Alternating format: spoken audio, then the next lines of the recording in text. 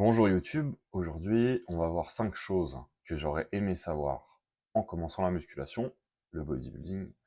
Vous allez voir, c'est pas des choses qu'on entend forcément souvent, c'est vraiment personnel. La première chose dont je voudrais vous parler, c'est l'aspect chronophage du sport. Plus on s'implique et on s'investit dans notre pratique, plus on va forcément mettre des choses en place pour optimiser son quotidien.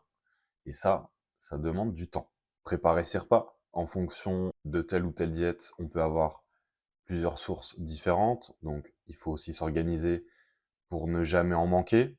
Alors je suis toujours pour faire en sorte de faciliter la vie quand on parle de diète, notamment en cuisant tout en gros et du coup en pesant cuit.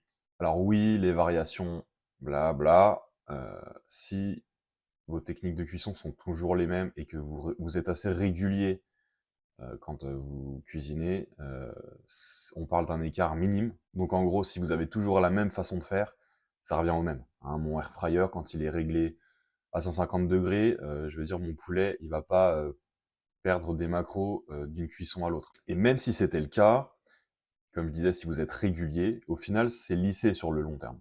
Après, faut manger ses repas, donc dépendant des gens, quand on tourne déjà mine de rien à 5, 6, des fois 7 repas par jour, ça va vite dans une journée. À ça, on ajoute ou non des pas journaliers, donc des steps, hein, comme on dit.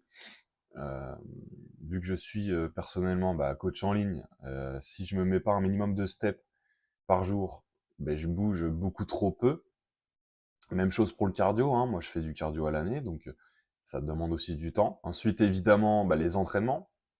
Donc ça va varier évidemment en fonction de votre prog, de votre format, de tout un tas de trucs, mais en général, on peut dire qu'en moyenne, on va rester sur place 1 heure et demie, pouvant aller voilà, dépasser les 2 heures et demie, voilà, c'est quelque chose qui est pas impossible. Et ça, c'est sans compter le temps de trajet, si on en a. Donc il y a des gens qui peuvent aller à la salle en 5 minutes à pied, c'est pas mon cas, j'ai un petit peu de route, donc voilà, c'est pareil, ça, mis bout à bout, ça prend du temps. Dormir au moins 8 heures par nuit, donc même chose, ça va forcément raccourcir le temps de la journée. Si vous pouvez faire des siestes également, pour ceux qui veulent encore plus optimiser cet aspect-là, c'est encore mieux. Maintenant, moi, je peux pas sieste, ça va tout me dérégler, mais déjà juste, si je fais des grosses nuits, forcément, le temps, comme je disais, la journée, il est réduit. Et tout ça, du coup, mis bout à bout, quand on fait le calcul, ça va super vite. Et on se rend bien compte que, du coup, juste le simple fait d'organiser son quotidien autour du body, ça demande beaucoup, beaucoup, beaucoup de temps. Ensuite, je voudrais vous parler des interactions sociales. En fait, quand on atteint un certain niveau, heu, on va plutôt dire quand on commence à se démarquer un petit peu, attention, je parle pas de voilà, heu, ça va forcément causer des «différences» entre guillemets dans votre relationnel. Atteindre quelque chose d'un petit peu supérieur à la moyenne, on va dire, des gens en salle, c'est pas difficile, hein.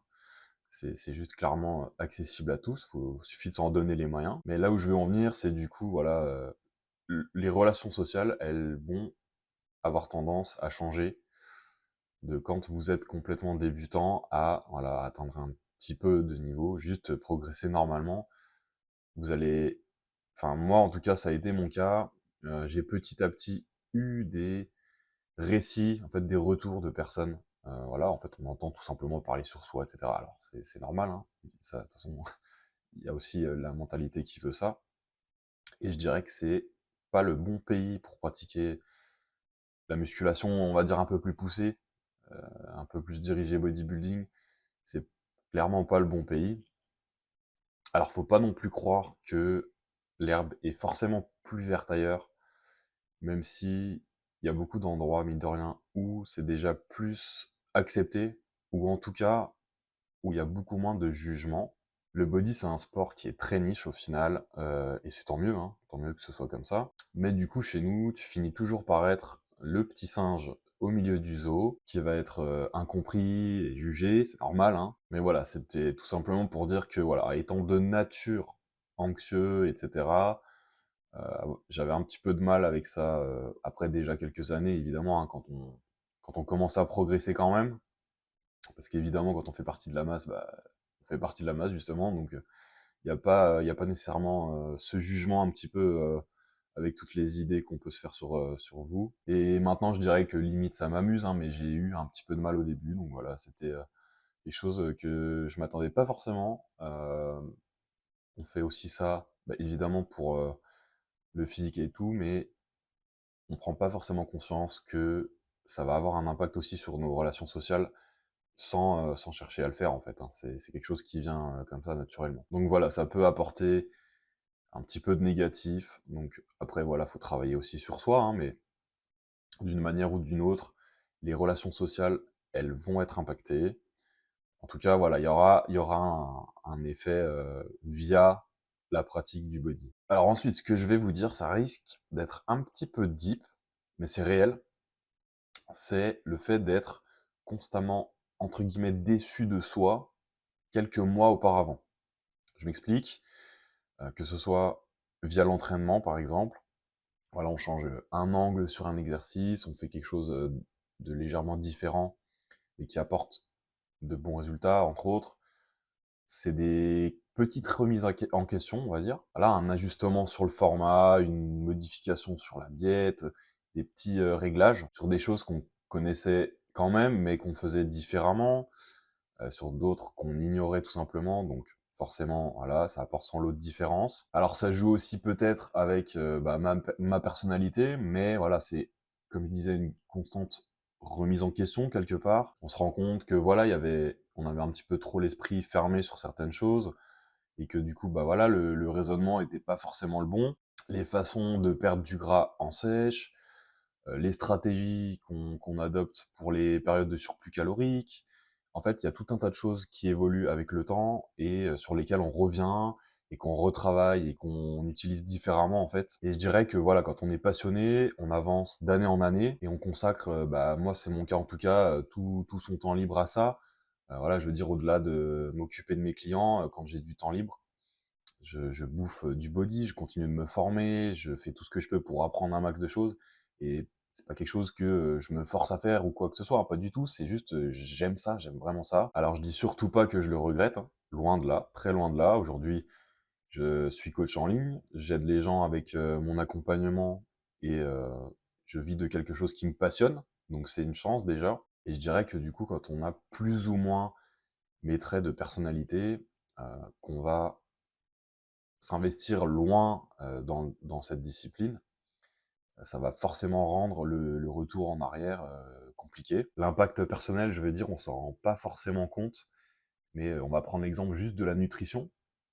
Le simple fait de savoir ce qu'on mange, c'est bête dit comme ça, mais le simple fait d'être conscient, de voilà, de tout ce qu'on consomme et cetera, c'est quelque chose que je sais qui va me suivre, jusqu'à la fin de ma vie, quoi. C'est quelque chose que même après ma «retraite» entre guillemets, du bodybuilding, j'aurais un œil dessus, quoi. Et ça, quand on commence, on est loin de s'imaginer, à quel point c'est profond et on se dit que voilà, au bout de 3 ans d'entraînement avec, en recherchant un petit peu à droite à gauche de temps en temps, on se dit qu'on maîtrise tous les sujets et on est très, très loin de la réalité. Tu regardes, d'année en année ce que tu pensais maîtriser, tu reviens légèrement en arrière, tu te dis, «Je faisais faire ça» et cetera et après quelque part ça fait partie aussi de l'expérience, c'est comme ça qu'on avance, mais c'est quelque chose que on s'attend pas à vraiment revenir sur, ce qu'on pense ou voilà, sur ce qu'on f comme je disais, les manières de faire et cetera.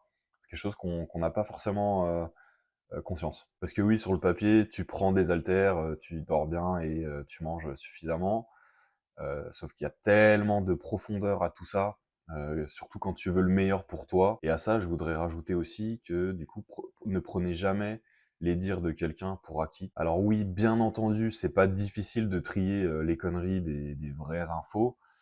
Maintenant, prenez en compte aussi que, on progresse tous, on évolue tous, on est en constante le travail d'apprentissage quelque part, il est le même pour tout le monde, plus ou moins. On a tous des similitudes et ça fait aussi, sens et ça concerne même les meilleurs, coachs, du monde, hein. C'est pareil pour tout le monde, donc bien garder ça en tête que il faut rien garder pour acquis. Un sujet qui est maîtrisé à un moment donné, il va forcément évoluer un petit peu avec le temps ou en tout cas changer légèrement de point de vue et cetera. Au même titre, que la science, hein, on continue d'avancer en même temps. Alors, on s'en sert pas, pour l'entraînement, hein, je dirais que ça, c'est vraiment à mettre quelque chose de côté parce que la science de l'entraînement aujourd'hui, je pense honnêtement qu'elle ralentit plus de gens qu'elle ne les font avancer. Maintenant, voilà, ça nous est utile en tout cas, voilà, pour, des coachs qui sont, vraiment investis. Vu que la science continue d'évoluer, on s'en sert sur, voilà, tout ce qui est nutrition et tout le reste en fait. Mais à prendre avec de grosses pincettes tout ce qui sort, pour l'entraînement. Donc voilà, gardez un esprit critique et si vous entendez quelqu'un dire: «C'est la seule façon de faire» en bodybuilding pour tel ou tel sujet, il y a de fortes chances qu'elle sache pas de quoi elle parle. Et si ce genre de phrase sort de la bouche d'un coach, fuyez, c'est le meilleur conseil que je peux vous donner. Ensuite, point très important pour moi, s'entraîner lourd a moins d'importance que l'effort. Je vais m'expliquer, c'est un sujet un petit peu tricky et j'ai mis du temps à bien le comprendre et à en être persuadé. J'ai passé plusieurs années à faire le petit singe, à toujours vouloir progresser en charge, mettre de plus en plus lourd, toujours plus lourd, sans donner trop d'importance à l'intention. Alors que ce soit bien clair, j'ai jamais été un trop gros ego lifter, au point de tellement dégrader la technique que l'exercice on sait même plus lequel c'est. Évidemment, j'étais pas comme ça non plus et heureusement aussi que j'étais capable, dès mes débuts de me remettre quand même en question. Parce que voilà, quand tu mets, 850 kilos sur la presse à cuisses, et que, tu as toujours des cuisses de footballeur, au bout d'un moment, tu te rends bien compte que, tu avances pas dans la bonne direction. Alors attention, sujet délicat, il faut bien contextualiser et on peut apporter tout un tas de nuances à ce que je vais dire, évidemment. Maintenant, je vais essayer de préciser un petit peu ce que c'est de bien s'entraîner. Bien s'entraîner, c'est pas que, entre guillemets, avoir une belle technique vue de l'extérieur. Oui, faire un beau squat bar, on va dire à la parallèle, sans avoir le dos rond avec quelques plaques et en faisant voilà, une dizaine de reps, c'est bien. Alors oui, ça vous apportera probablement du muscle si vous avez quelques prédispositions. Alors si vous êtes persuadé que vous allez dans la bonne direction, il faut continuer. Par contre, pour les autres, et là je vous avoue que je ne me mouille pas trop en prenant l'exemple du squat bar, parce que c'est relativement simple, il y a peu de personnes au final qui vont pouvoir en tirer d'énormes bénéfices.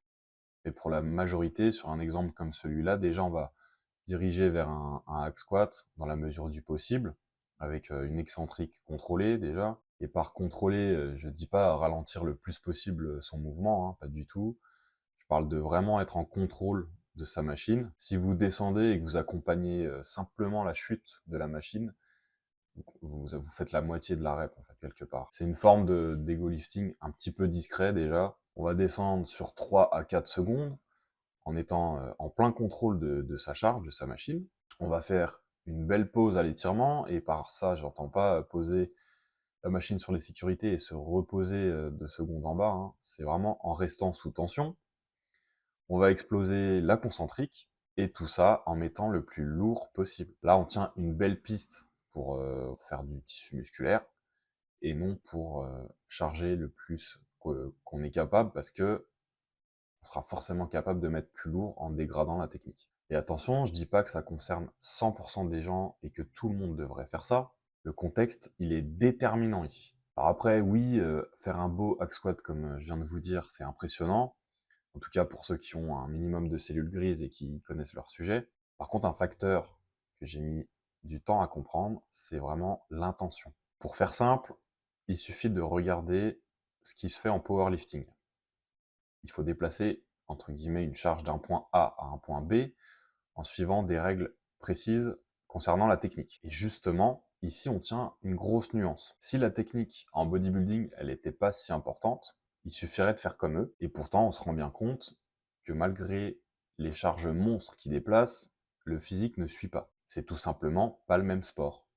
Et attention, j'essaye pas de complexifier les choses inutilement. On peut tourner un sujet comme celui-ci de plein de manières différentes, mais si la technique était pas si importante et qu'il suffisait de déplacer ses charges les plus lourdes possibles, les bodybuilders qui s'entraînent avec la moitié et des fois pire des charges de travail des powerlifters euh, actuels n'auraient pas 4 fois plus de masse musculaire. Alors là, j'utilise cet argument, mais évidemment, il y en a beaucoup, et c'est, comme je disais, pas la seule façon de s'entraîner, et c'est surtout pas pour tout le monde. Le contexte, il est vraiment important ici. Mais pour ma pratique et mon physique, je sais que c'est un point sur lequel j'ai perdu du temps, même en essayant de faire les choses bien. Et si vous arrive de sortir de la salle après une séance PEC par exemple, et que vous avez tellement pas de fatigue locale que vous seriez capable de recommencer la même chose, il y a de fortes chances que vous vous entraîniez pas assez dur. Et j'ai pas dit lourd, j'ai dit dur. Je parle d'effort, voilà, de l'intention sur une zone. Ensuite, à tout ça, je voudrais ajouter le fait que quand on commence, on court tous plus ou moins après un certain type de physique. Les physiques qui nous faisaient envie quand on a démarré, on pensait s'en rapprocher avec le temps, on se rend souvent compte que c'est pas le cas, tu vois ton corps changer, et tu vois petit à petit, entre guillemets, ta génétique qui prend place. Je parle de rendu global. D'ailleurs, si ça vous intéresse, j'ai 2 vidéos sur la génétique. Si vous les avez ratées, n'hésitez pas à aller les voir. On a tous des inspirations quand on commence, et c'est plutôt une bonne chose. Maintenant, déjà d'une, elles évoluent avec le temps, hein, c'est souvent pas les mêmes quand on a commencé qu'après quelques années de pratique, et on se dit qu'avec le temps, on va finir par s'en rapprocher, sauf que il y a de grandes chances que vous fassiez partie des gens normaux, et pas des gens qui sont prédisposés à sortir des physiques incroyables, et du coup on se fait plus ou moins influencer à un moment donné via les réseaux et le jeu des réseaux justement, le jeu de se mettre en valeur le plus possible, voilà, avec la bonne lumière, le petit filtre Instagram qui va bien, le physique congestionné, etc., pour rendre le mieux possible. On finit par se comparer à ce genre de choses, et ça peut amener son petit lot de déception, etc., parce que on se compare, et ainsi de suite. C'est un petit peu vicieux, et c'était mon cas, mais du coup, voilà, ça peut apporter sa négativité. Donc c'est important de prendre conscience de ça, et de garder en tête que le principal, c'est de progresser pour vous, pas de ressembler à un tel. Et ça, j'ai mis du temps à le comprendre. Voilà, la vidéo est terminée, j'espère qu'elle vous aura plu. Si c'est le cas, n'oubliez pas de liker et de vous abonner. Et sur ce, moi je vous dis à bientôt pour une prochaine vidéo.